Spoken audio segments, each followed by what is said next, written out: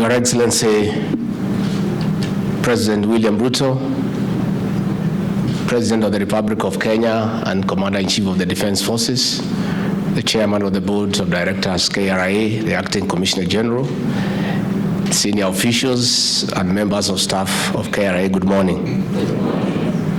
Your Excellency, it's always a pleasure to accompany you around the country as you make various interventions for the economic transformation of our great republic. Your Excellency, you have become the foremost ambassador that the way to build our country is not to borrow, but to generate our own revenue for both our recurrent and development expenditure. Your Excellency, on behalf of all those who work under you, I want to encourage you that you are on the right trajectory. The way to build a country, the way to transform a country's economy is to harness our own resources. I know many people are uncomfortable that you have made a policy shift from borrowing money from external sources and internally to creating our own revenue base to fund and finance our expenditure.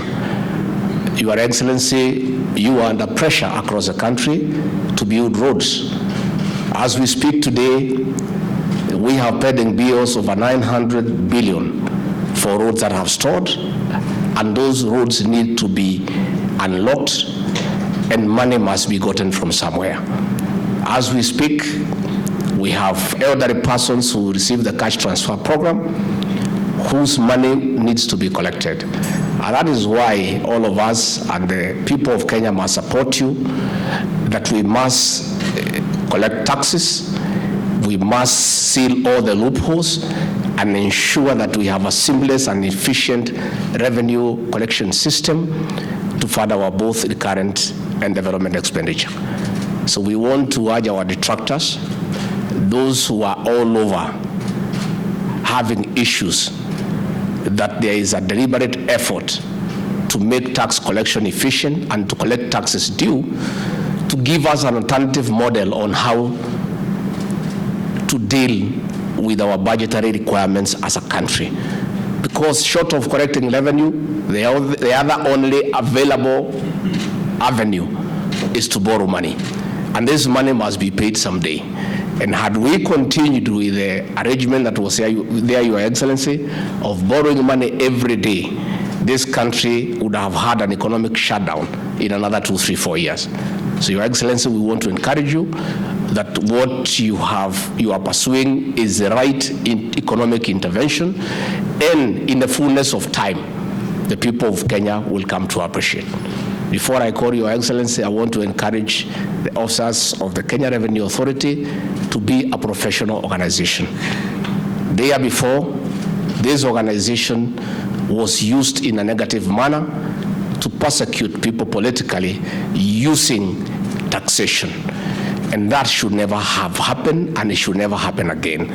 We want to assure you that President William Ruto and those of us who work under him will never ask you to use taxation to pursue those who are opposed to his leadership.